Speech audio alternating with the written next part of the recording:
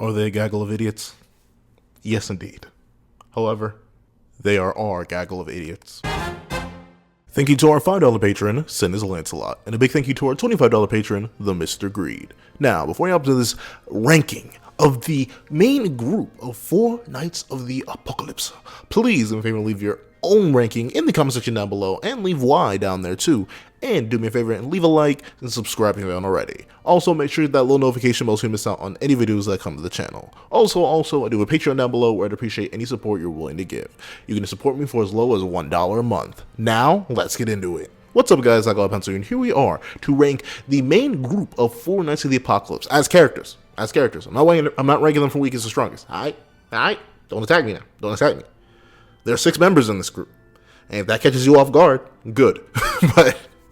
So obviously, the 6 members we're going to be ranking are the ones you're going to find out in the video. Let's hop right into it with number 6. So number 6, who technically should be an honorable mention. I should have made this video like a top 5 and then had one honorable mention, but I had to include him. He's his own character to a shocking degree, Sylvan. Sylvan, he's a character that when he was first introduced, 1, I wasn't expecting to be that much of a character, and 2, I was expecting to enjoy as much as I have, right? Because he was a horse, and like, I know we technically, but then again, no, I didn't believe Sylvan would be a character at all. I thought he would just be a random mule horse, because we already had our animal buddy equivalent to Hawk in Sin, except Sin was better, obviously. Well, not as powerful as Hawk, obviously, because Hawk is obviously the strongest in the verse, but still, I was blown away by the idea that this ugly looking horse would actually be a character that Nakaba fully, Nakaba had to go through the process of creating concept art for this character, creating facial expressions for this character, and then proceeding to give this character thoughts and a personality. And I respect his gumption on that part.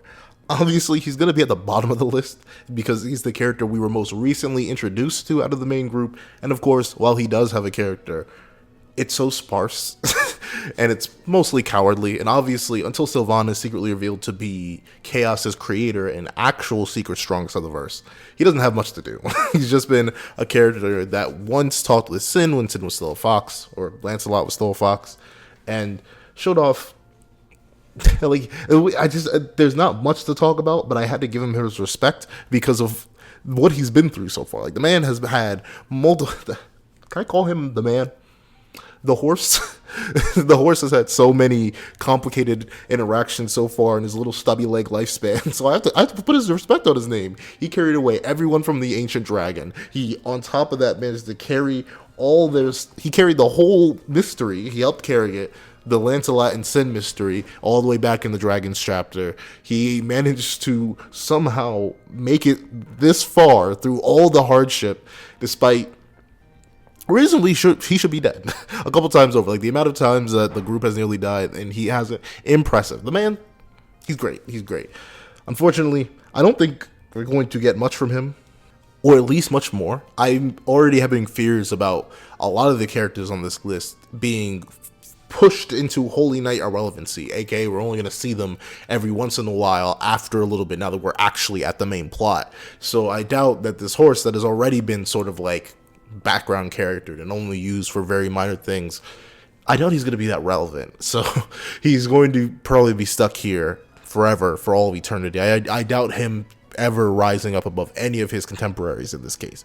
However, it would be cool. A great way to repurpose Sylvan is to have him be one of the steeds of the Knights of the Apocalypse. That was an idea brought up in a comment that I got not too long ago, and I think it's a cool idea. Maybe you could have Sylvan transform into one of the mighty steeds of the Apocalypse, and if so, I mean, that's a good way to not waste his character, especially since you went out of his way. Like, Nakaba specifically went out of his way to give Sylvan a character, to give him thoughts, to give him an ideology, to give him things to live for, which is impressive. But when you're just a random little horseman, I keep saying horseman, he's like he's a man, he's just a quadruped, but he's not even just a quadruped. He has thoughts, he has emotions, he has feelings, which honestly makes me wonder, like, how sentient are the rest of the animal creatures in Seven Deadly Sins, and are they just eating them? Like I'm assuming Sin could understand Sylvan because he can read hearts.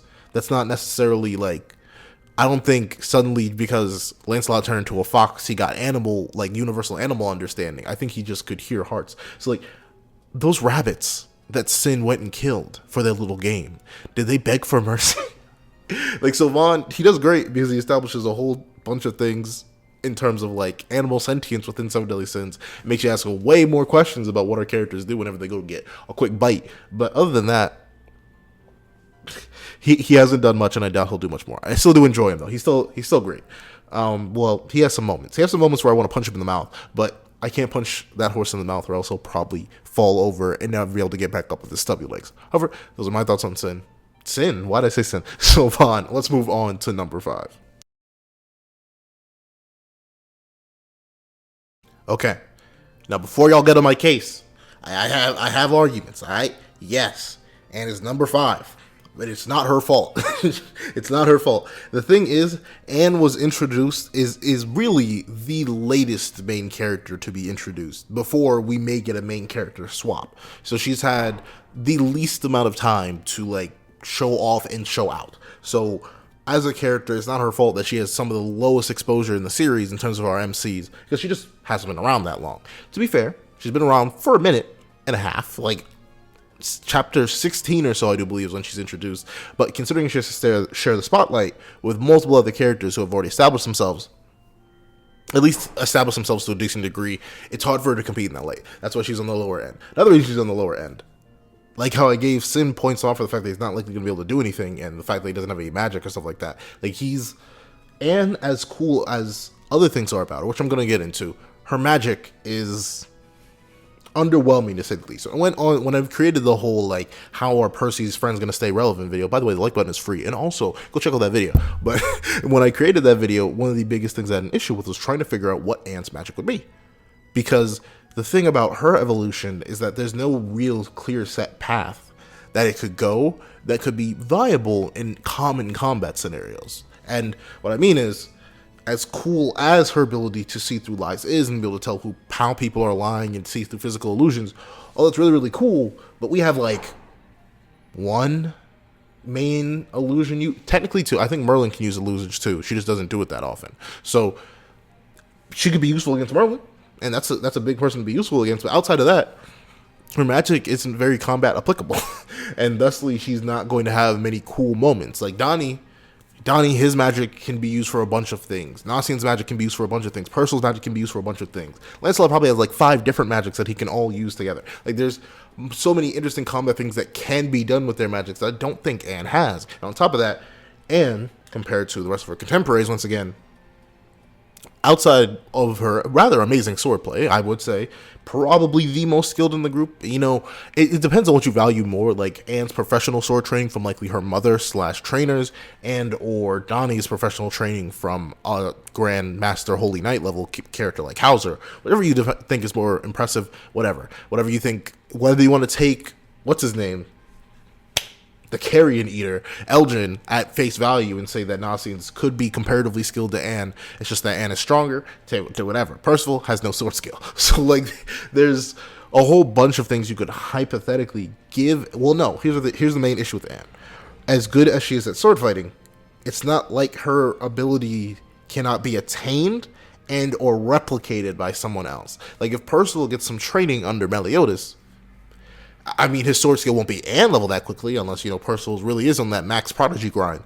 But there won't be enough there. There won't be enough sauce. Like, one of the main things that makes Anne unique is her swordsmanship. And I think what Nakaba did to try and differentiate that was cool by giving her a rapier, like having the longer reach compared to pretty much everyone else, except for like Percy when he goes on a full extension rampage.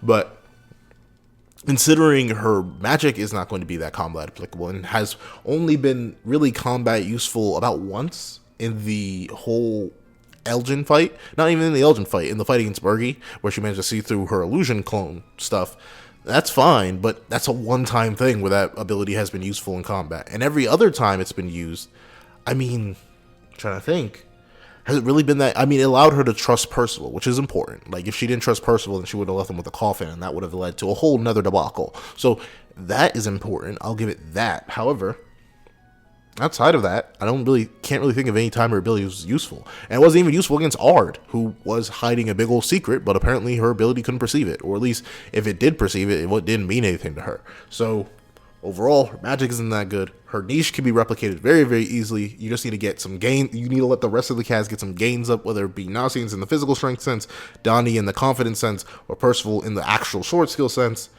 And for what Anna's done so far, I'll admit, it's been interesting. She's honestly a more developed character. This is going to sound bad. She's a more developed character with more nuance than Diane ever was. And arguably Merlin, too. I'd even say, yeah, Merlin was mainly just mystery background character for a majority of Seven Deadly Sins. While I do admit that I find a lot of the attacks of the other two cooler, and as a character, and is in my mind better written, has more like presence and heft in the narrative thus far. Meanwhile, Merlin's narrative heft comes all the way at the end of the series, and Diane really has no narrative heft. So in terms of character, I think it's great. The only issue I ever had with her was that whole Ardberg mess. But once again, as was explained to me, she did bond to him directly while she was a baby, and thus that like leap in cognitive understanding doesn't happen that quickly.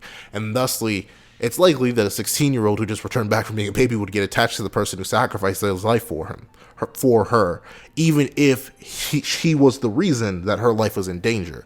But regardless of how much of I understand that, no, I'm going to have to enjoy it, for one. And two, no, I'm kidding. But in actuality, that's one of her main defining character moments, and unfortunately just doesn't hit as hard for other defining character moments for me. And on top of that, I just don't have much else that I really, because I'll admit, I do like her leader dynamic, her obsession with being respected, being put up there, being relative to her friends, being the leader of her friends. I like that she has that drive to become a holy knight. That is all really, really cool. It's something that you never really got to see in the original series, because notably, our entire cast was essentially Holy Knight level. Either Holy Knight level, or Holy Knights, or above that, or another magical group of super powerful beings. So to see a character that is so invested in one of the job classes of the verse is really cool to see. I admit, I do really like that a lot, and I'm glad that she's taking steps towards that, by going on her own journey, by setting out, by making friends, by learning the sword skill, by trying to use her magic to all of its offensive advantages and defensive advantages. By doing all of that, it's still very, very good. Do not get me wrong. Do not mishear me. Oh, that's good. I appreciate that. And I appreciate her dynamics. Like, she has some of, and I think it's because of how late she comes into the narrative, she has some really good dynamics, because she's essentially she's pickaxing into other dynamics. Like, the reason the group doesn't necessarily respond to her leadership claim all too well, or at least doesn't necessarily care about it, is because of how late she's come in. And while I'm glad that she has, admittedly, what is a funny dynamic, trying to wrangle in this group of idiots, because it's not very successful, and because it's like, oh, this is something that I chose to do, you all will follow me, and like no one else in the group really cares to follow her. They still follow Lance completely, because Lance is the more knowledgeable one, whether he was Sin and or Lancelot. I get that. It's not necessarily her fault. That's being a victim of the narrative. But I still can't give you points for being a victim of the narrative. And on top of that, I feel like now that we really are just in narrative going on right now, she, out of her group, just like Sylvan, has the highest possibility of just dropping off.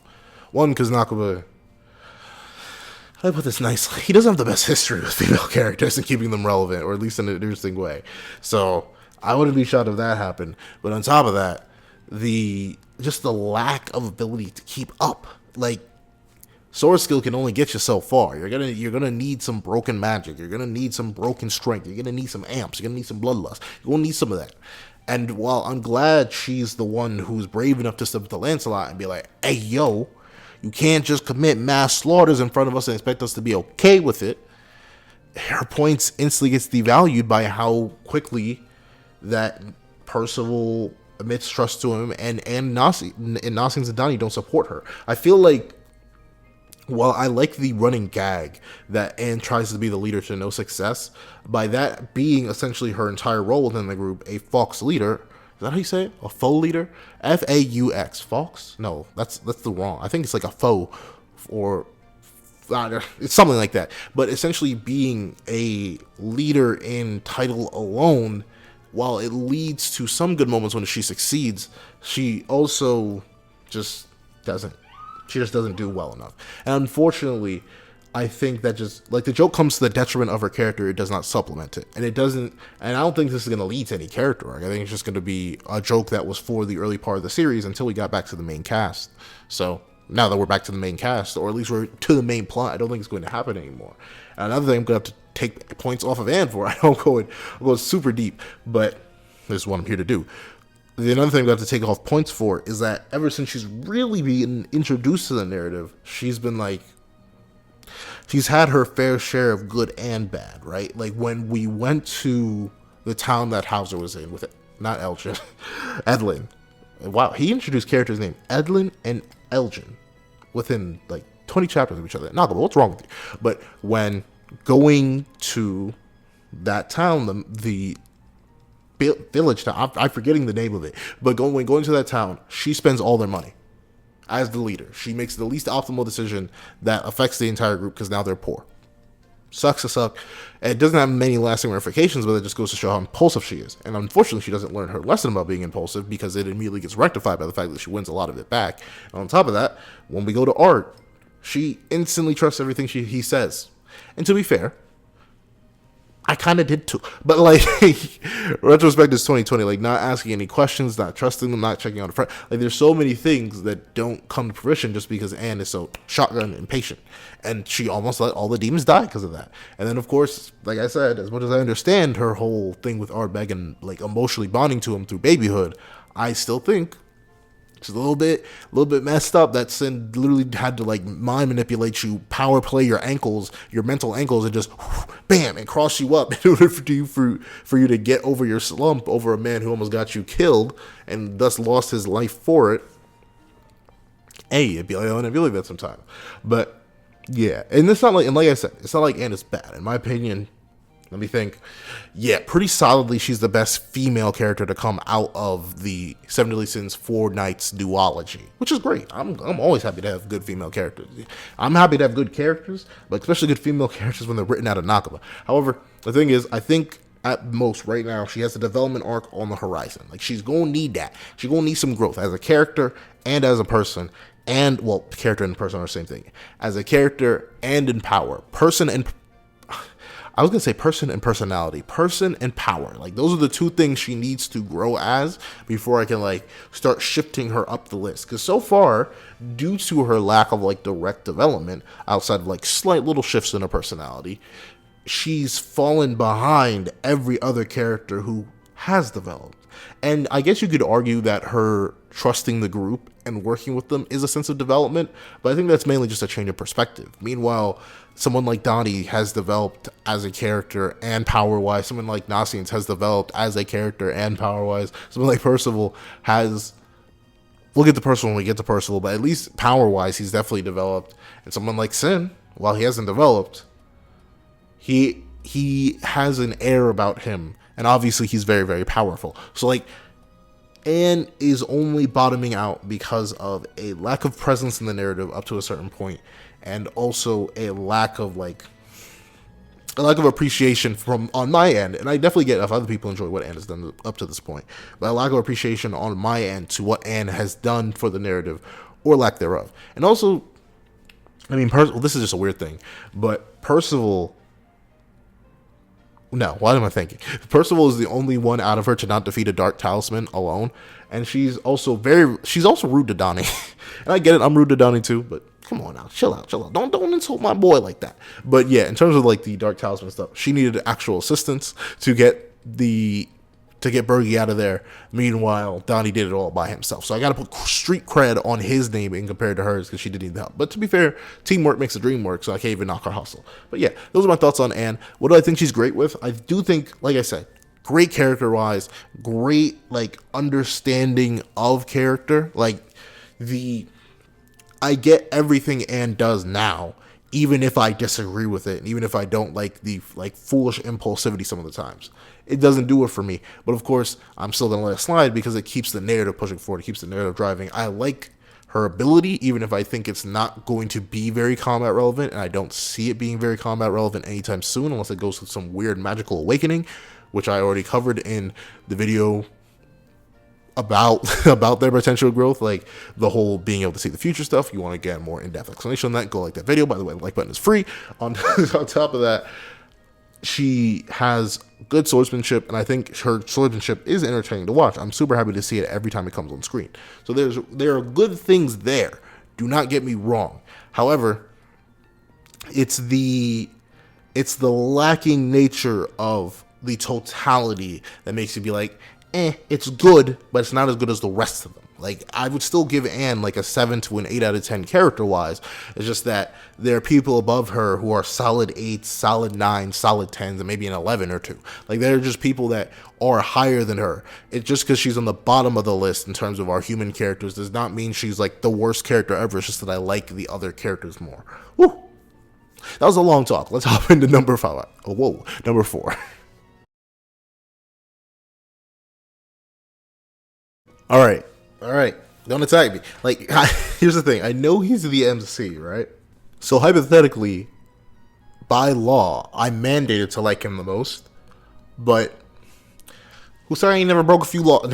But the thing is, I like Percival. I really, really do. And in my opinion, he has some of the highest potential intrigue and place to go. Obviously, he's our MC for one, so that means he's going to get some of the most attention. He's going to get some of the most development. He is going to suffer some of the most. And you know me, I like that good juicy. I'm all over that suffering. You know, that's what I enjoy. If you want to make that guy with a pencil like your character, put him through some sort of mental suffering. I need to see some development. I need to see some sauce sprinkled on top of that. Maybe some cool abilities, maybe some cool fights, and then then we got you. Then you got yourself an S tier character. You got an Al Toto, if you will. But of course, Percy hasn't suffered yet. Well, to be fair, he has suffered. I'll admit. The reason Percy's so high, I put him above Anne, I put him above Sylvan, obviously the strongest character in the verse, is because Percy does have a degree of suffering that's more subtle than most, right? Because mainly he's in a state of denial about the death of his grandfather, and while he's enjoying this new life he's living, he obviously wishes he could live with his grandfather. And Nakaba opening up the series with the death of Varghese was very effective in terms of giving Percival that round start shonen main character trauma that every single character needs to have, apparently. And I think it works well. I think the only reason that Percival like caps out at 4th on the list is because, for lack of a better term, he feels too. Is it weird? It's weird to say he feels too perfect, but not in the best boy way. Like he's so. I want to say he's so dumb, but no, he's not. And the thing is, he is right. He is dumb, but not in like the bad way. He's dumb in like the Kid Naruto, Kid Goku, Luffy way. I haven't even read One Piece. Why'd I throw Luffy in there? But like the endearing kind of stupid, and then I think that's fine. It's just that it's not my preferred character type, right? Like I can't even disvalue Percy at all. Once again, he's the MC, so of course he has some amazing fights. He has the most broken ability in the series that I've seen up to this point outside of chaos magic itself. He has a whole ton of great character interactions. He has a whole ton of great character dynamics. He has a whole ton of potential. He has a whole ton of mystery in his backstory. He has everything. It's just like, it's not. It's just like I'm actively trying to justify the positioning in my own head. But I think the main reason, right, that I will leave Percy below the people above him is just simply because his personality and what's portrayed, I'd say a solid 90% of the time. Percy is portrayed as a happy-go-lucky kid who doesn't care and is enjoying life. And that's fine. And that's great even. It's great to have a character that acts like Meliodas did in the original series, but is actually like that. Like, notably, Meliodas' whole carefree facade was just that, a facade. But to see this character who is literally just happy, sunshine, rainbows, enjoying life, living life, vibing, doing the good old do, it's good to see that. But it's like, it's not, like, I feel like there's nothing beyond Percival except for what we see right here on the surface, except for the Varghese stuff. Like, the Varghese stuff is great. Don't get me wrong. But it's just not enough. Like, I can't necessarily say that Percival's the most interesting character to follow. And the main thing the only thing that holds Percival back, my apologies. The only thing that holds Percival back for me is his lack of, like, interesting character to me. I'll admit, he's not that guy. But in terms of everything else, he's great. He's like, literally, I wouldn't change a darn thing. And I probably wouldn't even change a thing about the way his personality is being written right now, just because of how important it is to setting the tone of the narrative that we have right now. And I'm hoping it'll be a great juxtaposition when we're finally done with the narrative. I think there's going to be a time gone by after many chapters and reviews and discussions later, that Percival will be a hardened, jaded character that we look back on these times with fondness. Whether, I'm not sure if Nakaba himself said that. I wouldn't be shocked if Nakaba was like, yeah, don't you love this happy, nice, smiling main character? Man, what if I killed all his friends? Like I can literally see Nakaba doing that, because he's a sadist like that sometimes. And notably, heck, I'm a sucker for punishment. So go ahead, break Percival. So for right now, that's the only thing that's holding him back. I think Percival's a little bit too happy-go-lucky to be in my favor. And he's, like, as much as endearing stupid as he is, sometimes I legit just want to, like, grab him by the shoulders and shake him violently. Because, like, of how many, first, you had the whole Echo Gorge. But the thing is, I can't even blame him for continuing his idiocy. Because, like, every single time he's done something stupid, in the end, it's worked out for him, right? Like, running into Donny. Donny robbed him. Percival was strong enough and fast enough to catch right up to them and get his stuff back. Going up against Pelgard and fighting for his life. He not only got his magic there, but he got saved by Sin, so nothing registered to him. On top of that, in Echo Gorge, he went in, got himself poisoned, didn't really care, didn't really matter to him, because Nasiens ended up being a good dude. Going into the whole town, I don't know why I struggle so hard. Going into the whole Anne arc, went in there, just followed the lead of his little mini hymns and kept it pushing. Like, fought Ironside, which is something he wasn't supposed to do, but instead of just dying, as you know, what would be expected, he came back stronger than ever after literally facing death itself and being impaled through the chest. Like, and I can literally just keep going. When we ran into Demon Time, well, no, not even Demon Time, before Demon Time, running into that fortress town. What happened? He went in and got almost bamboozled, drugged, and drunken, and still managed to make it out just fine. Going on to Demon Time Town, he met that boy Dolcemonte, and I really like that. So it's just, like, that's the thing.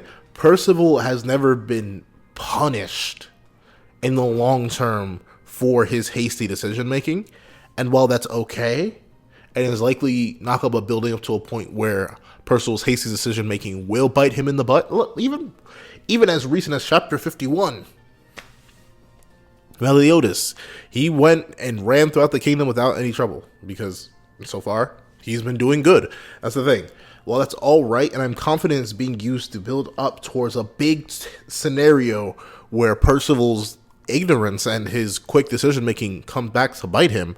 For right now, for all that's happened in the narrative, nothing's come of that. So I can't just slop it off and be like, yes, this is amazing, this is great, this is perfect, I love what we're doing with this character, Nagwa. Like, I love the hypothetical future that we're going to, and I think the character we have right now is fine, but it's not interesting to me, or at least not interesting enough. However, on every other front, I'd say Percival blows the rest of his competition out the water by literally, there's only one person that I would say has factors that are better than just Percy himself overall in comparison to Percy. Because Percy, in terms of backstory, he has a really interesting backstory that ties into Ironside, which is a Camelot knight.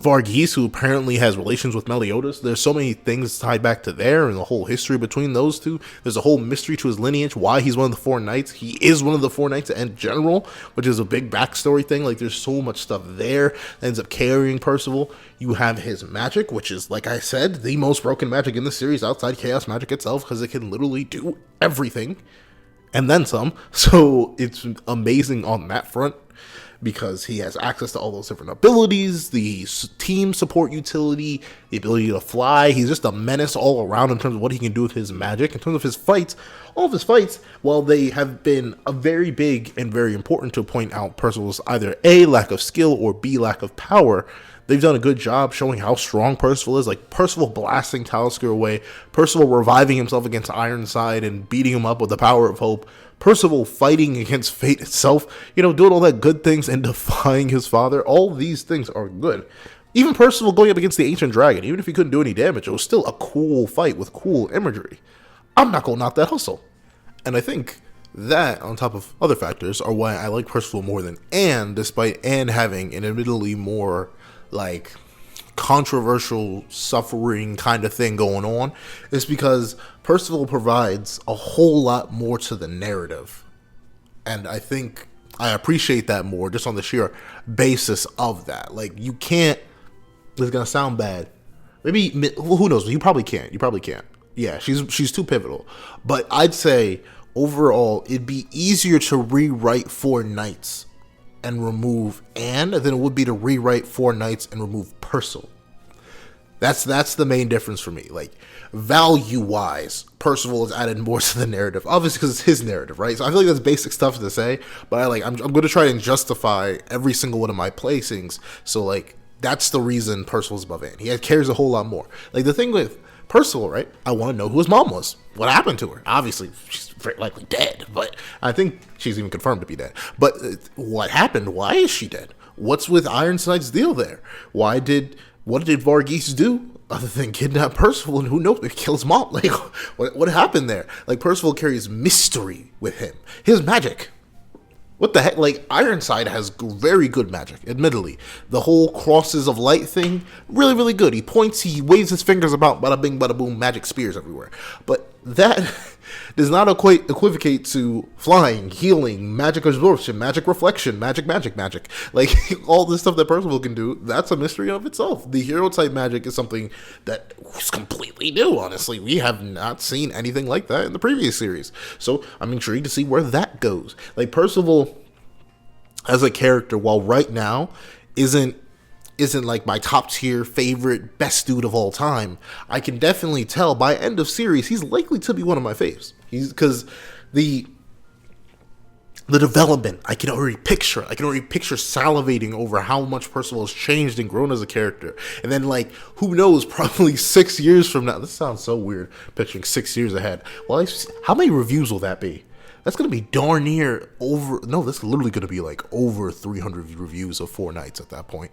Golly. But still, I can picture it already, like 6 years down the line, we've had a time skip, multiple arcs, multiple battles, multiple stuff like that following Percival. I know the glow up's going to be insane. And what he's provided so far is already so good in terms of just like narrative presence and power set. So I refuse to knock his hustle, and that's why I gotta give him number 4. For what he has done and what he will do. That is why the Knight of Death has taken the 4th spot. And yeah, that's pretty much it in terms of covering Percival. I think I'm excited to see where he goes. That's the main thing. Because I know he's not going anywhere. That's the only stable security thing. And considering what I'm about to say about some more characters, I already feel like kind of a hypocrite. But regardless, this is still my ranking based on what I believe. Once again, leave your own ranking down below and hit the like button. It's free and it really helps out the channel. But if you don't mind, if you haven't hit the like button yet. But also, let's be done with Percival for now. Let's move on to number 3. All right. I know I clown on him. I clown on him every single chance I get. And he has Percival syndrome, but worse, because he's actually like world raised, so he should know better. But like, we and this sounds weird coming from me, right? But we can't keep sleeping on Donny. And I remember because I told a friend my list right beforehand. But I spoke to someone about this list, and they looked at me dead in the face and were like, you're just doing this to be a contrarian. But no, I'm not. I'm not doing this just to be a contrarian. I think I actually like Donny more. And here's why, right? Donny is imperfect in the most real way possible. And I think that's great. And honestly, if it wasn't for this last little chunk of chapters, he definitely would have been below Percival and arguably would have been below Anne. Because from chapter, I'd say 47, essentially the chapter where he unlocked his telekinesis, onwards, that's when he's like hit it, because we get to know more about him. We get to see more of his skill. Like, there are things that I like about Donny that have been revealed about him very recently and have been hinted at throughout the entire narrative that he's been in so far that I have to give him credit for. So let's go into it. Why do I think he's so good? Character wise, he is the third, well, obviously, he's the most third interesting character for me out of all of our groups. And it's for a variety of factors. While Percival's mystery is admittedly a lot more tantalizing, there's a lot more present. Because notably, we know some of Donnie's past. We know about his mom, and we know about his Uncle Hauser, and how he was trained. We know more, arguably, about Donnie than we do really about anyone else in the group. We know where their training came from. We know directly where his lineage is from. We know he's even a resident of Leonis, the main kingdom that we took 50 chapters to get back to. So obviously he's tied into the world. And I think that's actually one of the things I like about him the most. And I think that's the catch-22 or the 50-50 in me. Like, part of me is boxing myself up because I'm like, well, we like it when things are mysterious. So why should I be giving him credit for the fact that we know him? But I think his ties into Leonis, and as the only person outside of really Lance to have ties to Leonis, makes him interesting. And the reason he abandoned Leonis also makes him interesting. Like, the fact that Donnie left Holy Knight training, left Leonis, left his life, essentially, to go become a traveling circus man, because he was afraid of death after he was reminded of his mortality by the death of his mother. Which is, I guess, I heard just recently in a Q&A, his mom died when he was 14. I thought it was old. I thought he was younger than that. But for 2 years ago, this man is kind of insane. Like, the fact that, well, no, he's not insane. But yeah, this trauma is fresh on his mind. And of course, when you're in that very impressionable age range, the death of a loved one, such as your mother, and I'm assuming based on the fact that we never hear of one, and nor do we see Hauser mention one, I doubt Donnie really has a father figure either. I'm assuming his dad is gone too. So he really has nowhere to be, no place to stand on, and he feels like he doesn't fit in with his uncle, a man willing to sacrifice his life, because Donnie just wants to live. Donnie, on a basic level, sounds bad, but Donnie, just like me, like, I want to live. I want to enjoy my life. I want to live it with people I care for. I want to do the things that I want to do when I want to do them, and at the same time, I don't want my life to be cut short. So Donnie, as a character who lives by and embraces that mentality for so long, makes sense to me. He feels tangible.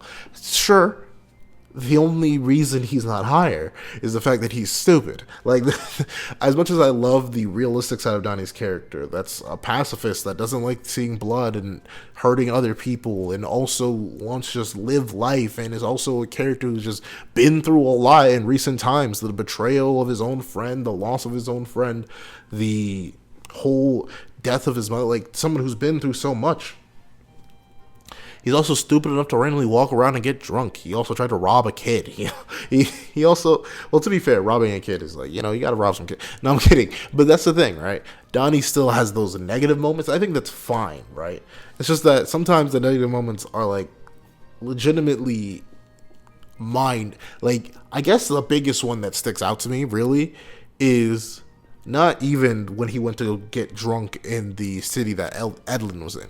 Now, that's one thing other than that.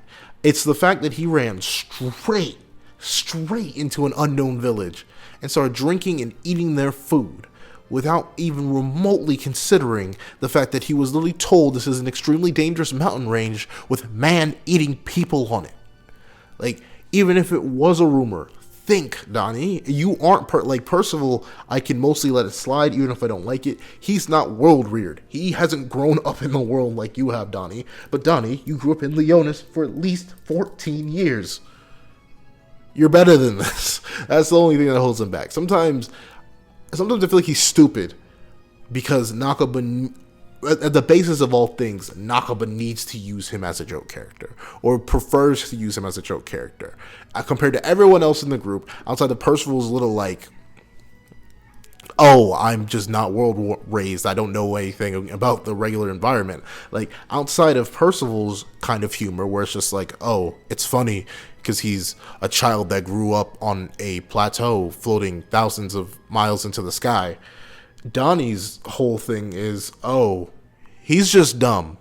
And I don't know. Maybe it's just not my style of humor, right? Like, that's just not something I appreciate. And I feel like even if it's only done for comedic purposes, and once again, Donnie's gotten away with it every single time he's done something stupid, I'm just like, it's not within my cards. It's not something that I personally enjoy, so it's going to hold Donnie back. However, what doesn't hold Donnie back is this man's magic. Now, notably, once again, Pre-chapter 47 onward, well, I think it's 46. It may be 46 if not 47. But the chapter where Donny got his telekinesis, got his evolution of his magic, is what saved him for me. Because as fine and as cool as the like the pose he was trying whenever he used to lift something up was, it was never like it was a decent magic, but the lack of mobility is what got me for sure. It does good to relocate. And here's the thing, I will admit, Donny is even before his magic awakening was very, very good as another support element to the team. This is weird now I think about it. Like, Percy's magic can be used offensively, but is mostly support based. Nasiens' magic can be used offensively and is often used offensively, not offensively, but offensively, and can be support based. On top of that, also Donny's magic is just entirely support based, and Anne's magic is completely specialized for something that's definitely not combat, except for like physical illusions and stuff like that. So it's kind of weird how our whole cast is really like a support group of each other if need be. But yeah, even before he has magic awakening, like one of my favorite moments is when Donny, faced with Elgin, watched all his friends fall, and he instantly hits the pose photo shoot, melee, and then they rise back up and then they do their attack. I think that's cool. I think the time when Edlin was falling from the cliff off because of the ancient dragon going crazy and Donny caught him, that was pretty cool. Donny lifting best man Pelgard up to the heavens and forcing Pelgard to use one of his AoE attacks. That's cool. Like, even before he got the telekinesis amp, Donny was already making plays, making moves. He saved a woman and child from a whole bunch of chaotic dead monsters because he was just that dude. I mean, he just had the capability to with his magic. There were so many things that only Donny could do, and I think that gives him precedence. Like, the support he provides before Percival starts carrying around everyone in his flight magic, the support that Donny provides is invaluable to the team as a whole, right? That's the thing. And that's pre-awakening. Post-awakening, Donny turns into an offensive menace, threat, demon, whatever you want to call it, when he starts to raise and yeet people to the heavens. Like, come on now, that's amazing. I don't know. And it's such a simple thing, right? And once again, shout out to all the people who predicted that. Hit the like button if you don't mind. But I keep saying that, but you know, like button is free. The thing is, by expanding his magic this soon in that way, it gives me like once again, I'm in a 50-50 here. Does Nakaba amping his magic right here, right now, mean that you are not allowed to be in the narrative anymore because you already hit your magic peak?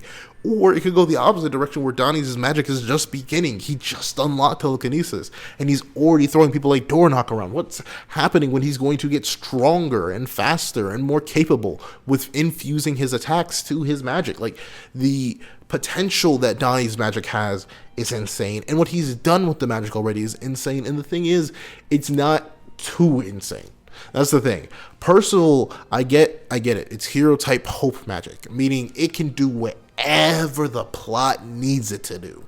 But Donny had one simple power, and the way he used that power is what made it interesting and made it worthwhile, and what makes me like Donny so much. Like, he's not the smartest spoon in the kitchen shed, but he is amazing in the right circumstances, and I love that. I think that's great. And of course, the whole thing with Donny's dynamics. I enjoy Donny's dynamics for the same reason that I enjoy someone like Percival's dynamics, because like they're the twin idiots, alright? But Donny's a slightly older idiot that has slightly more world knowledge. So these two have this really, and those two in particular have this really brotherly bond relationship that I enjoy seeing. I don't know. It's fun for me. I like seeing those kind of relationships in fiction just because they feel so like real and tangible. Like, these are two idiots that will do anything for each other. They'll go the distance for each other. And it's because they've known each other the longest. They've been together since the very beginning.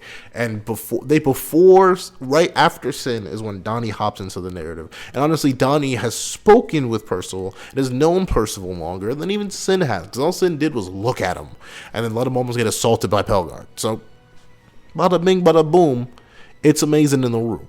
I love their dynamic. I love how Nasiens and Anne, well, not Nasiens and Anne. I love how Donny and Anne have this nice like little rivalry back and forth. Both want to be holy knights. Both have big respect and upcred for these holy knight people. They want to live up to the dreams and relics of their family, whether it be Hauser's, I almost said Hauser's uncle, Donny's uncle Hauser in the case of Donny, and or her mom in the case of Anne. Those two have a nice competitive rivalry, and I love their comedic banter ability. The back and forth between those two is always hilarious to read because one is more world raised, but another one is more proper, and it leads to these really fun interactions where these two are equals on pretty much every single level except that Donny has superior magic. It's a cool thing to see, and I love those two interacting. And shockingly enough, Donny even has a decent rapport with Nasiens. Like, Nasiens and him are like two chill homeboys, even though Nasiens and Donny are the best friends that seem unhealthy but really are. Like, Nasiens is just constantly bullying Donny, and I love it because Donny just takes it in stride and he'll be firing back. But these two, they have that fun high chemistry relationship. It's really, really good. I like those bonds. I like those connections that Donny seems to have with the entire squad. And that's what makes it good. That's what makes me enjoy it the most in comparison to someone like Percival. And it's not like Percival's dynamics are bad, but Donny's dynamics are inherently more interesting to me. And admittedly, I will admit that the only place Donny's lacking is his future potential. Now, notably, I already made a whole video talking, like I said before, I made a whole video talking about where Donny could go. But the thing is, I can almost hear Nakaba just knocking at my door or scraping at the walls, being like, I've given him development. I've given him new magic. I must remove him from the narrative. Like, I could definitely see Nakaba doing that just to mess with me, or just to mess with us. And that's the only thing. I fear that he can be replaced. Because unfortunately, telekinesis is not special. Why am I don't know why an accent came out. But telekinesis is not special. Anyone can get it. We have a whole fairy. You know what fairies do? They telekinize things. They can do just that. And Lancelot is likely a knight, if not just confirmed to be a knight. So he's just vibing. Donny could be replaced. And unfortunately, as cool as I think he is, I wouldn't be shocked if he was replaced, considering how replaceable he is. So that's what holds him back any higher. He has great dynamics, a character that I like for the most part, except for some stupid stuff where he's just blatantly dumb for, I guess, a good tee-hee ha-ha, but it's just, I've never gotten a tee-hee ha-ha, or at least he's never gotten a tee-hee ha-ha out of me, because I just think like, you idiot, fix yourself. But it fits all into his character. He's a very consistent character. He has good magic. He has good showing. And I love his dagger skill, right? It acts essentially as a counterbalance to all the idiocy. It shows that all the training with Hauser didn't go to waste. And on top of that, it adds more to his character, right? Like, he's not just good at wielding his dagger and thus he's useful in combat, but the reason he is not commonly and usually using his dagger is because he's afraid to hurt people. So not only does it get like the skill factor that something like Anne has, but on top of that, he also gets like character to go with that. And Anne's sword wielding also comes with her character because she wants to be like her mom, but that's a whole nother thing. So I like how Donny has all this like wrapped up into him. It's very, very a solid basis to work with solid magic, solid character writing, solid backstory with a little bit of mystery to still be uncovered. Like I said, we still have no idea. Like, no one has yet to come in the comment sections and tell me, oh, actually, if you look at page blah blah blah of chapter blah blah blah in the blah blah blah arc, you'll find Hauser's sister, which is Donny's mom, and you can also see her with Donny's dad. Like, there's so much mystery there that we don't know about, and I like that. There's a whole ton of stuff we could still learn about Donny, and what we've learned about Donny and experience with Donny so far, for the most part, is really, really good. He's had some misses. Sometimes I want to reach into the narrative and slap him upside the head, but he's a day one kind of dude. Like, he's been there the longest, and he's really one of the biggest reasons Percival came back to life, because he refused to give up hope. So, yeah. He's super solid for what he's done so far, and I'm happy to have him in the narrative. But there's enough of the Donner, the Donner, like Richard. But that's enough of the Donner. Let's move on to number 2. Once again, Sin was boosted greatly by the fact that he was revealed to be Lancelot. And by proxy, Lancelot leaped to number 2 on the list by being Sin. Honestly, this is unfortunately a twist that's only going to work. Well, unless you stay perfectly blind to any sort of absorption of any Four Knights media before you read it, and read it entirely, like read it 48 chapters straight, this is a mystery that's not going to do good. It's not going to age well for anyone because cultural osmosis will happen. You will know that Sin was Lancelot. These things will occur. However, being a person who's been there from round start, being a person who has like had whole discussions, read whole discussions in the comment section, on other forums, on other places of discussion, the mystery behind Sin himself was great. It carried us for an entire year of chapters on top of a whole bunch of other stuff. That just goes to show you how well Nakaba did with establishing that mystery, teasing us with it, giving us red herrings, doing all that stuff like that. Because while admittedly the common consensus came for a while that Sin was Lancelot, and obviously a patron, it was very clear to make that. The Lake One is free, but also the build up behind it was done so well, and I appreciate how well the reveal was executed, because what Nakaba did to essentially build that up was he made it so that in every previous scenario, Sin was just out of sight. Sin was just out of view. He just wasn't in the frame enough so you could instantly pin it on him. You couldn't see the truth. The truth was always just slightly out of frame. There are always these other possible options, while a real option was sitting right there, glaring at you dead in the face. There's the good stuff like that I appreciate. And that's just the build up to Sin's character himself, or the build up to Lancelot's character, and the twist reveal that he was Sin. So that on its own is very, very good. But Sin himself, the only thing I did not like about Sin was that at times it felt like the mystery was being forced. It felt like to this day, a little part of me simmers with a little tiny stick of rage. If you read Percy Jackson, you know Frank's little stick, like my little stick of patience, gets burned every single time I think of Sin / Lancelot saying, "I defeated the chaotic dead with the help of my forest friends," and he had that horrible grin on his face, and I just wanted to reach in the manga and punch him in the mouth. Yeah, I'll readily admit that to this day annoyed me, because it felt like that just felt insulting. But outside of that, he's been great, honestly. He's not. That's the weird thing, character-wise. Sin is, as a character overall, pretty simple, right? He, from the beginning, was essentially our guidepost character to the world itself, and I think he almost succeeds in his simplicity.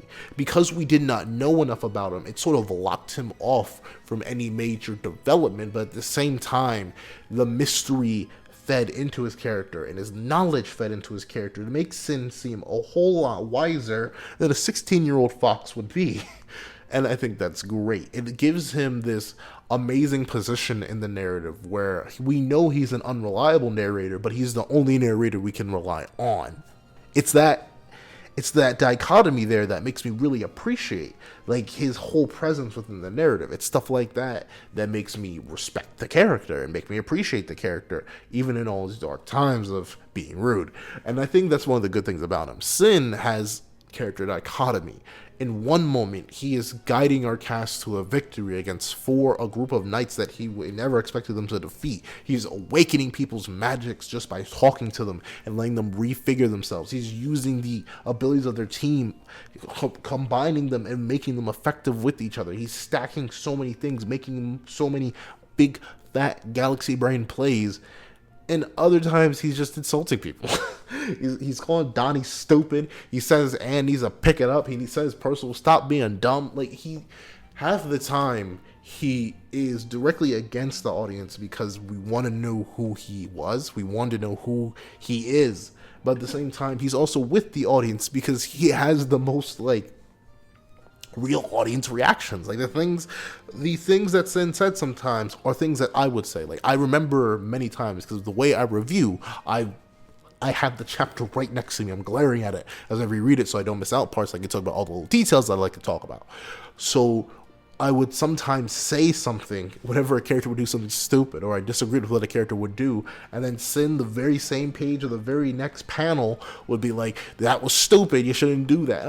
And for some reason, I like that a lot in characters. Like, when a character that's in the narrative that, like, can reflect the audience perspective. Like, in the moment, we get it stupid. That character gets it stupid. And for some reason, like, it builds up a bond between me and the character. And I really appreciate that. That's really, really good on his character front. And obviously, the savage nature of Lancelot / Sid is something I also tend to enjoy. When he's revealed, finally, and the first thing he does is commit the slaughter of 3 individuals. It's great. It's weird. It's weird to say it's great, but I love the reason the reveal hits harder. And arguably is gonna wow some people, I'm pretty sure, but it hits harder than Meliodas' because Meliodas' was expected. Like, we knew it was going to happen. And the thing was, it was unlikely it was going to happen in the midst of a combat scenario. Like, Meliodas was not going to arrive assault mode flared up in a king's rip, like slaughtering people. That's just something that wasn't going to happen.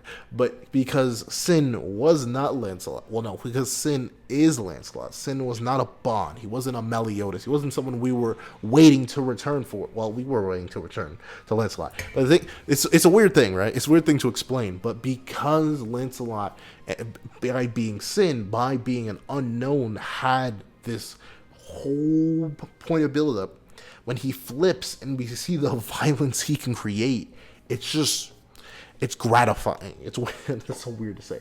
I don't endorse violence, but the thing is, from a narrative point, it's like a cognitive release. Like, it's a serotonin release. It's a de-stressor. Everything about Sin's reveal hit because it just felt appropriate. Like, yes, this is the person who's been guiding us so long.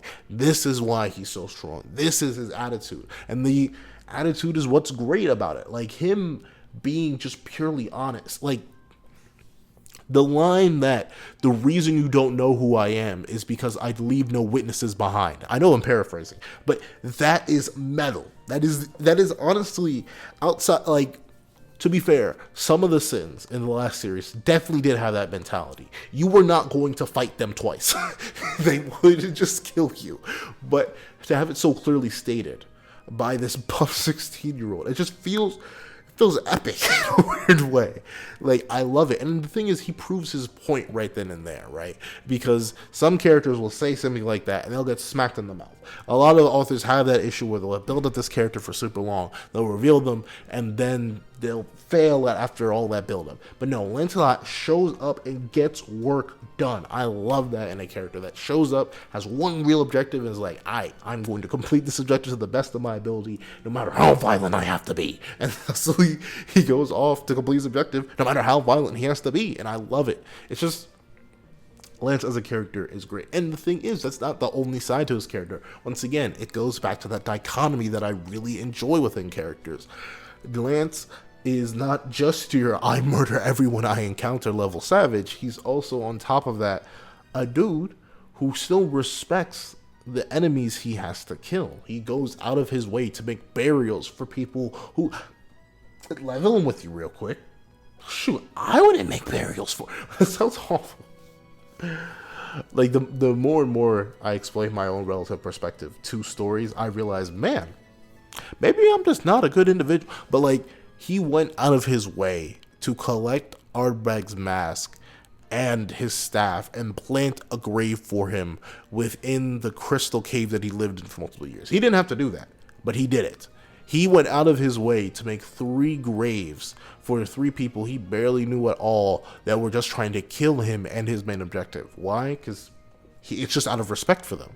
He still respects life. He still respects life and nature to the point that he wants them to return to the earth, return to the world, and leave seeds with them so they can grow into beautiful trees. Like, that stuff is great. It's nuance to the character, because you can have your cool side, you can have your amazingly awesome characters, but what makes them even better than just having them be pure, ultra super cool, amazing, is by letting them have that softer side, the softer side that in battle you may never see, but it's after the battle that matters. That's what I love in characters. So Sin definitely just carries that dichotomy. He's been around literally the longest out of our main cast. Like, being real, even if Donny was speaking to Percival for longer, the first person to encounter Percival after he gets down from God's finger, after he survives his father's attack, is Sin. Even though for some reason he doesn't speak to him there. So I refuse to knock Sin's hustle as a character. He's been in here. He's been in the game for the longest. He was a really, really good mystery. And once his character was finally allowed to show all of its cards, the cards that we were shown was just a straight royal flush. It was great. It was amazing. I love it. And I'm not even nowhere near done. Lancelot still has mystery behind him. And I think that's what makes him future-proof, right? Like, his whole narrative isn't over now that we know he was Sin. The narrative just begins again, because now we have new questions. We see he has access to light magic. We can guess where that came from. His training with the Lady of the Lake. But what does that mean? How long did he come? How long was he gone? When did he come back? What did he do before and after he came back? Now we got to start piecing through the stuff he said as Sin and seeing which was lie and which was truth, which was stretched truth, which was stretched lie. Like, the narrative refresh. It's almost like Nakaba, after a year of creating Four Knights, hit a reset button on another one of our main characters. He's like, okay, I gave you this truth, but now you need to discover so much more. And I don't know about y'all, but I love that. It's weird. I'm not sure what to call it. I think, and who knows, there's probably like an actual proper writing term for it. Who knows? I'm trying to think. I have no idea, but I would call it like compound character writing. Like, what Nakaba did was he made multiple different pieces for Lancelot as a character and then packed them on each other. And the main top piece that has been removed, at least in terms of his history and the mystery that comes with his history, is the fact that he was Sin.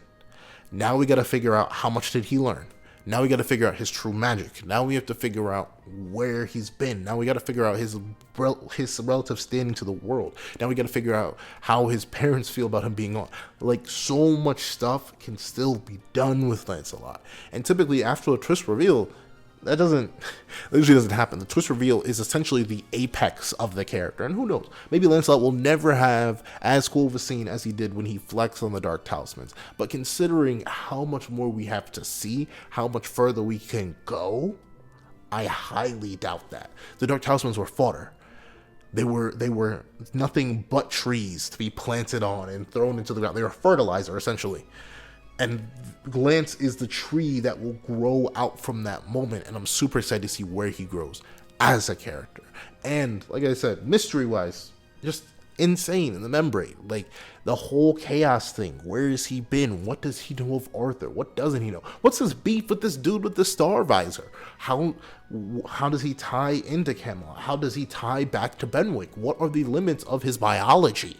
Like, literally, the biggest question, one of the biggest questions I have, one of the biggest questions that's obviously presented, and I saw a lot in the comment section after I made the potential Lancelot video, is, will he even get wings?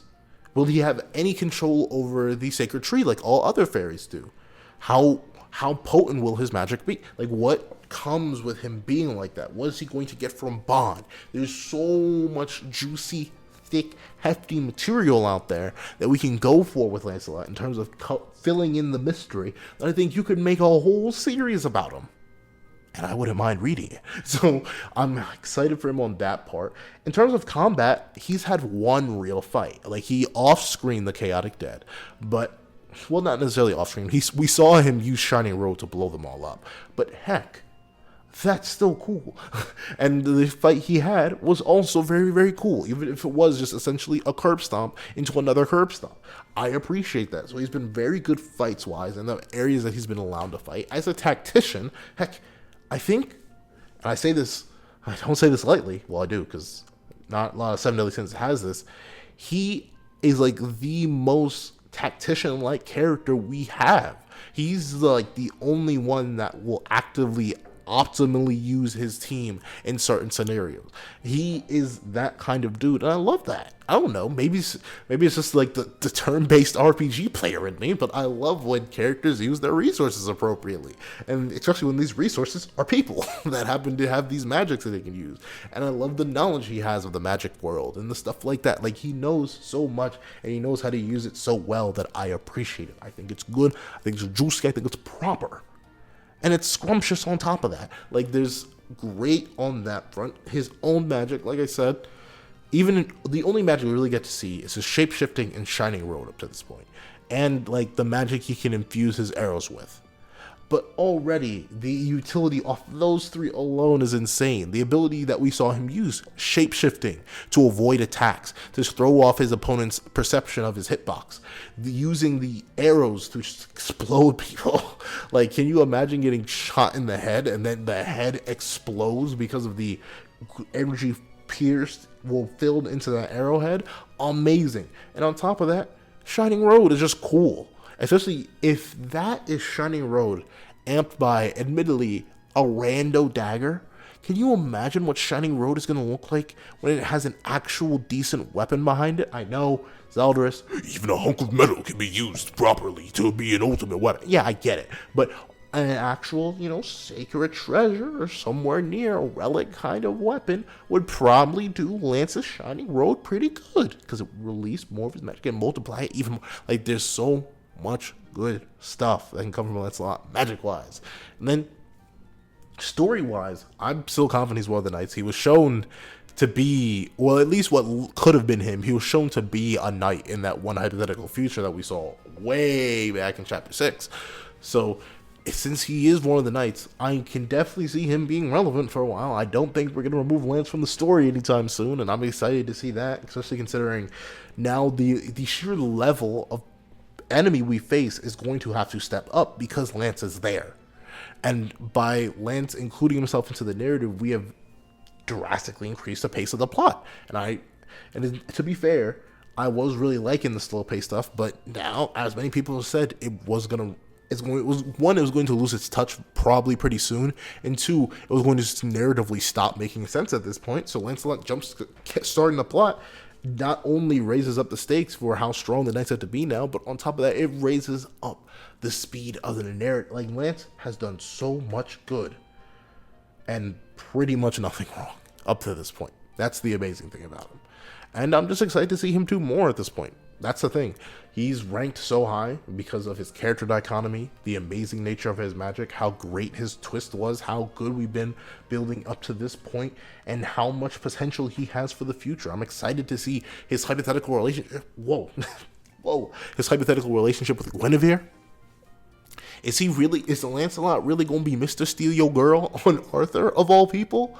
You know that's going to be legendary to see. Like, I'm just excited to see how Nakama writes that. And to me, that's the only thing I really know about Lancelot, the fact that he steals Guinevere. And we know that is a plot point that was laid out because we saw him already see Guinevere back when he was Sin. So there are possibilities on possibilities on possibilities. So, I'm excited to see him. However, Pencil, if you love Lancelot so much, why is he not your number one? Well, that's a good question. Let's hop right into number one. Now, if you've been following my reviews of 4 Knights of the Apocalypse, you know, pretty much, I say it darn near every chapter review where I even see a glimpse of the boy. Every time he's mentioned, he breathes, he blinks, he shows up. Nasiens is my dude. He just is. He's just the best boy. There's no arguments to be made. Thank you guys so much for watching. Hope you guys have a one. Okay, I'm stopped. But Nasiens is definitely my favorite of the main cast up so far. And I think the reason why is that he has everything that every other character has. And in some cases, he just does it better. And also, he has no downsides. Lancelot / Sin would have taken this top spot if he didn't have some of those, like, annoying, and let me rip your throat out. I get they support the mystery and stuff like that. But Nasiens himself is... Where do I begin? Nasiens himself is a walking mystery. He makes absolutely no sense. Like from his origin is blank. Know what we know about every other character.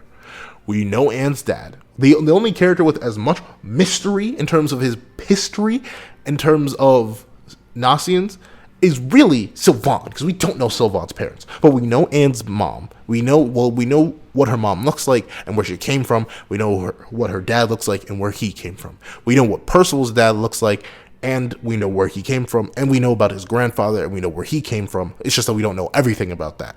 We know what Donny's mom looks like and her status, and we don't know what his dad looks like, but we know his Uncle Hauser. We know both of Sin's parents. We just don't know what their status is right now. But that's the thing. They come from like solid backgrounds. They come from places of origin that we can trace back. We can go somewhere. Nasiens, no idea who his parentage is. He has an adoptive grandfather. That's it. That's all we know about him. And that is both amazing and concerning. Like, he just showed up in Echo Gorge one day. A human baby. What? Like, if that isn't I need to hide everything about this character because it's going to lead to something important, I don't know what is. And I know, well, pencil, characters can just be orphaned, alright? Maybe that's just what Naka wanted to do. I get it. But we're talking about the same dude that made the fact that there's an immortal talking pig relevant to the narrative. Like, you gotta realize, Hawk was nothing but foreshadowing for both Hawk Mama and Purgatory, concepts that wouldn't be properly introduced until hundreds of chapters after Hawk's debut. You thought his parentage wouldn't be important? Oh, darn near Hawk's parentage was important. So I do think if there's one thing that's super important in Seven Deadly Sins, if you are a main character or ever were a main character, it's your gosh darn lineage. We gonna find out who your parents were and whether or not they were alive. So for Nakaba to go out of his way to be like, hey, look at this. We have no real idea where Nasiens came from. That's definitely going to be a thing. But hold on, I'm kind of going out of order. Let me go straight to Nasiens' character. Nasiens' character has never disappointed me. Like, at all. I've only disappointed myself by having too many high expectations for Nasiens that haven't necessarily been affirmed or deconfirmed. So that's the thing. Well, they've been kind of deconfirmed. But the thing is, right, Nasiens, from round start, he has played every single role possible when you think about it, right? He has been an antagonist, a protagonist, a deuteragonist. How do you say that? Deuteronomy and deuteragonist. I'm sorry, but he's played every single role you could have. Back when he's introduced, when the Nasiens, the Mad Herbalist. Like, that's not a fire name right there. Like, who you pulling up on someone known as the Mad Herbalist? Come on, now. I know you're not, and that's no fault to you. You don't no need to be hard and say you would pull up to someone called the Mad Herbalist. I wouldn't either. To be fair, 3'4" and 2 pounds, but that's different. That's different. I know I wouldn't pull up on him either. And when he pulls up, when Percival does a stupid thing and runs straight into danger, Nasiens, he comes with this presence behind him that feels inherently ominous. Like, this grin on his face, the pose over Percival, the dagger in his hand dripped up. Like, he just has this presence to him as a character.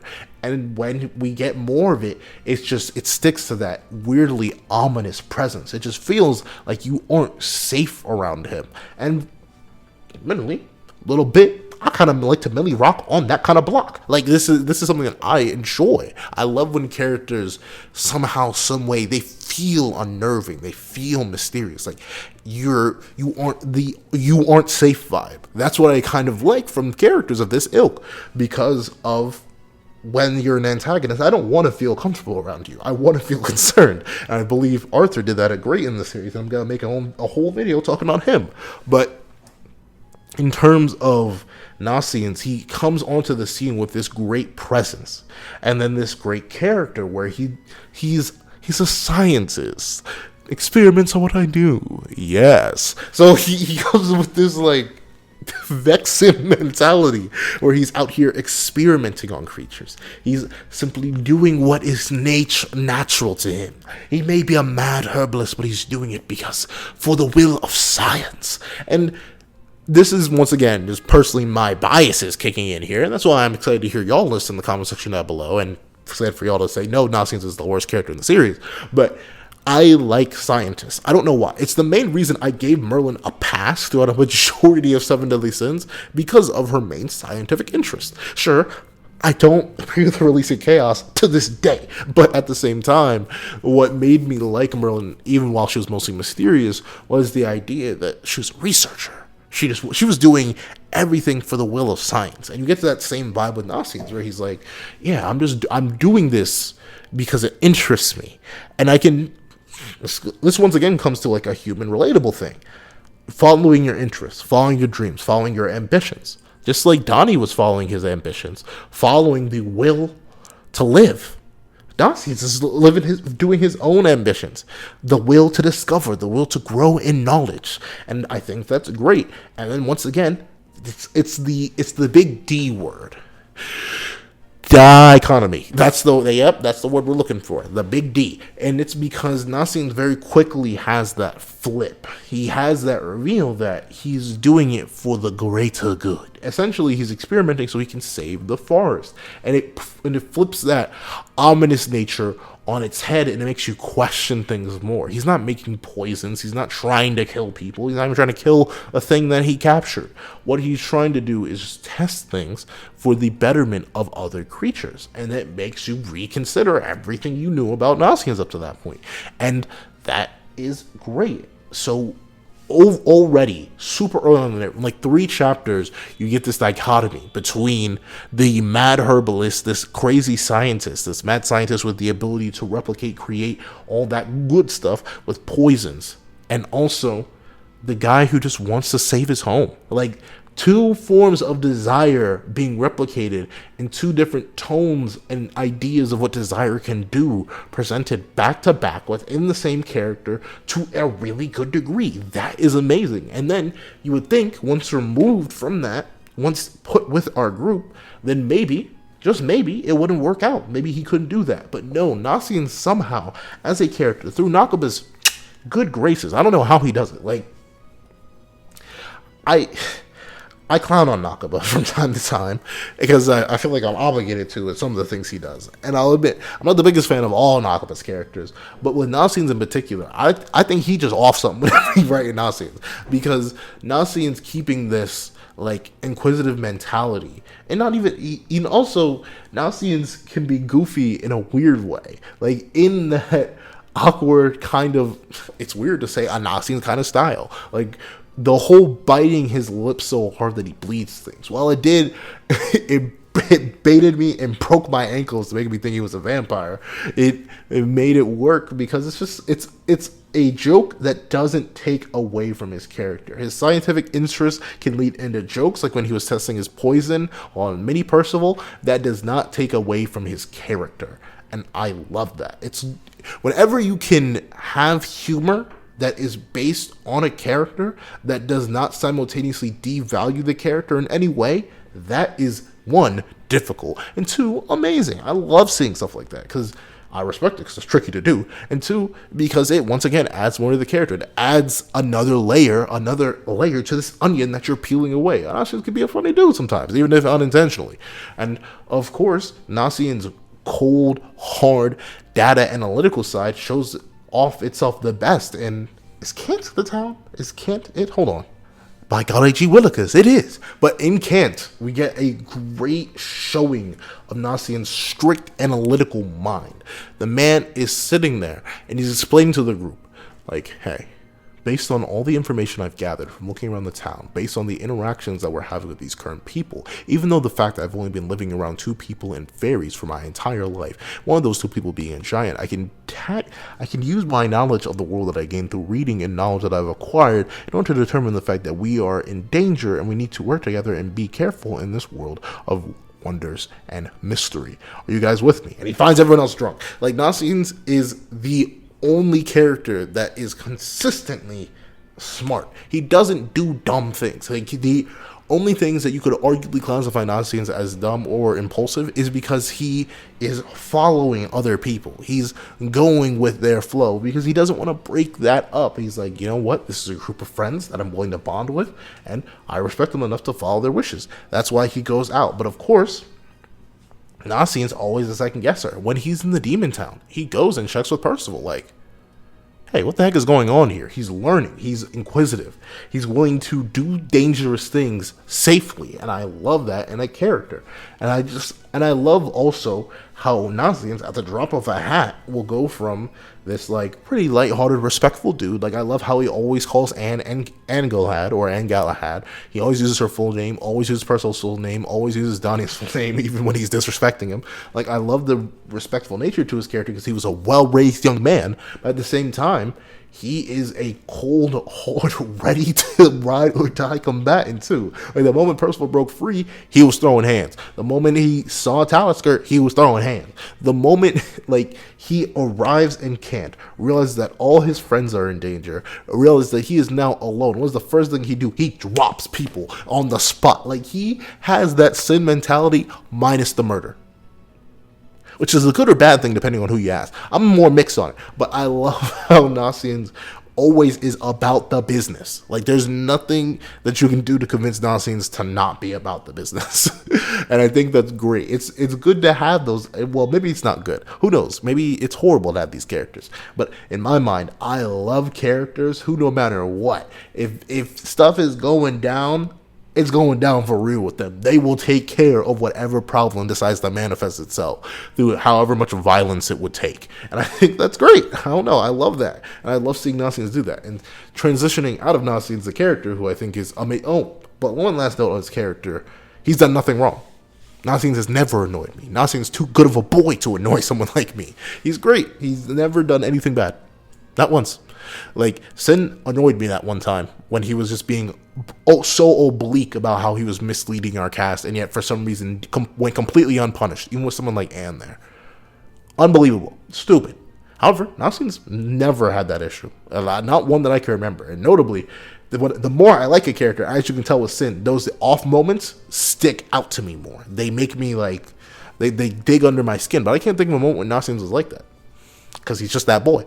But moving on from the fact that he's just that boy, as a combatant, Nasiens is that dude. Like, as Elgin clearly states, like, hey, yo, you there, you dual wielding fella, you a pretty decent fighter, my boy. You a pretty decent fighter. You just don't got the gains. Hit the gym a little bit. Come back to me, and then we'll throw some hands again. And I think that's great. I'm glad to see that Nasiens, my boy, is out there able to throw some. He's able to engage in some fisticuffs, and is arguably, I'd say, because mostly, I'm assuming he developed that style himself. Unless Ordo was secretly some dual-wielding blade master, he's likely the third most skilled in the group. But having that skill with two twin blades is pretty darn impressive, if you ask me. Like, I will not knock that hustle. That is a skill that I wish I had. The ability to wield two short swords like that to such efficiency is amazing. And I love all of his fights because they're always, like, he has the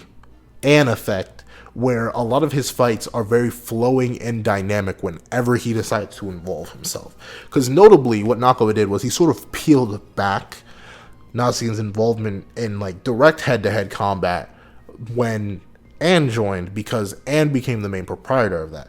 Usually it was Percival and Nasiens going out and swinging for the fences, but that didn't last very long because we quickly got introduced to Anne. But the thing was, every time that Nasiens stepped up to the plate, whether that be up against Elgin, whether it be up against Percival, whether it be up against Talisker, whether it be up against the people of Kent, he was about the business, and he was very, very good about the business he was about. So I love that. Then on top of that, the fact that he's able to support his whole team so well. He's the team healer, the team buffer, the team debuffer. He's just legendary. He can steal other people's. Can you imagine your magic wither that you've developed and inherited or whatever after all this time? You've trained so much with it. You use it. It does absolutely nothing because some random 16-year-old took a quick of your magic and just said, yeah, you know what, I like it, it's cool, it's mine now, I'm gonna replicate it and use it on you. Hope you don't mind. I'll probably gonna use it on your squad later too. Don't mind me. I think that's great. Poison Mixer is such a, it's my favorite type of magic within a soft magic system. It is broad enough that as long as you stretch it, you can bend that rule. You can fit so many things under Poison Mixer. And once again, I'd say, as much as I like telekinesis, I think, yeah, telekinesis overall is the better magic. But like, for a broken yet not broken magic system, or no, for a broken but not too broken magic, Poison Mixer is very, very good because it relies on Nasiens and knowing the compounds, knowing all the stuff like that, knowing what poisons there are. And it essentially, unlike someone like Donny with telekinesis, which seems like a very strong endpoint for his character, and unlike someone like Anne, who I'm not even sure what her magical awakening could be, unlike someone like Percival, who has infinite potential for where his magic could go and develop into, Nasiens can literally just get stronger purely by existing, purely by getting more poison, purely by getting more medicine. It's obviously not poison reliant. The man with the few horns of Ceranos and is now very, very good. He can be super strong. Like, all of that, it's very, very good. I'm glad that he has a good magic that can forever keep him relevant, because that's something that's always fearful, that one day your character is going to be out. He's going to be power crept out of the narrative just because there's no way to keep him relevant without stretching his magic to absurdity.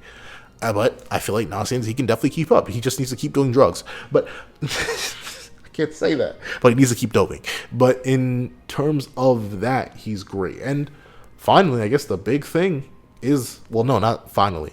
Another thing that I really, really like about him is his dynamics. He has some of the best, most simple yet well fleshed out dynamics in the entire cast so far. Like, his dynamic with Percival. Percival is his guinea pig. Really, Percival is his first friend and ultimate homie. And that's just as good. Like, the fact that these two met, grew a trust for each other, developed this trust for each other, and are now willing to do crazy things for each other, to just fight alongside each other, fight to the death, are willing, the fact that Nasiens is willing to die for Percival, Percival's willing to die for Nasiens. I know that's the universal thing for the group, but it feels very personal between those two because of how the two met and first interacted. Like, that is a bond forged through distrust, and I love it. Then, of course, I love Donny and Nasiens' relationship. It just feels like if Donny and Percival are two twin brothers that are both idiots, Nasiens definitely feels like the older, judgmental brother in that relationship with Donny.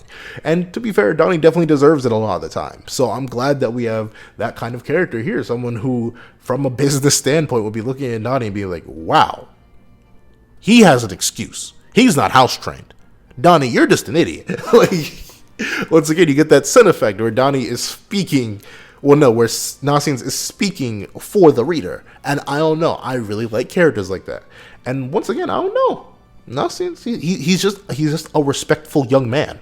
So when he respects Anne Galahad and follows her true name, follows her purpose, and respects her to the point that he's not even sure if they're friends yet, so he calls her Percival's friend, that is really, really good. I appreciate all the little things and details we have there. And then finally, the most simple of the dynamics, but I think is, once again, very good, like, reader character compatibility.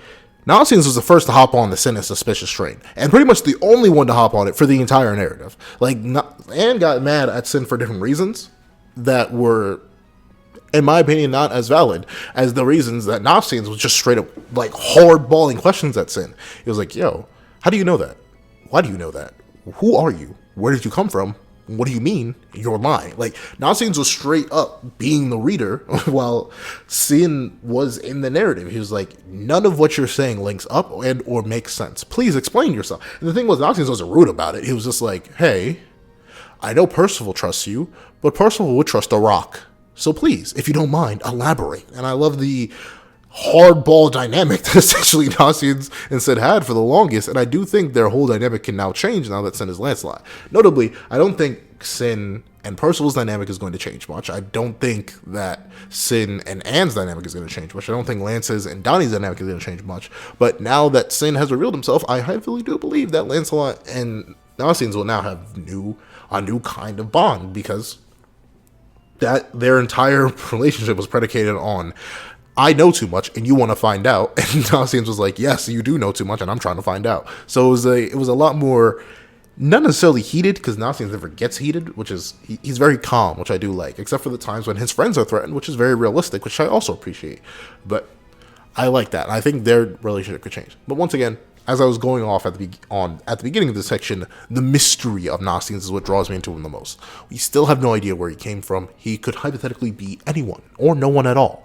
And well, I hope we don't get a Star Wars Episode 8 like reveal where your family didn't matter or something like that. Like, I hope there is some sort of answer that may have been obvious to some and was just because I'm stupid. Like, I'm not gonna lie, I'm not the sharpest spoon in the kitchen shed. That's the reason I keep begging for y'all to comment, because y'all be correcting me, because I just be missing stuff, I just be misreading. I'm not that smart. I cannot read that well. So who knows, maybe the Nasiens reveal could be something super simple and something super obvious that I just missed because I'm dumb. But however, I love Nasiens. I love everything about him, from his mystery to his weapons to his fighting style to everything. I really, really love it. So there you go. That's my list. That's my ranking of all the 4 Knights of the Apocalypse main cast so far. Will this list have to be redone again?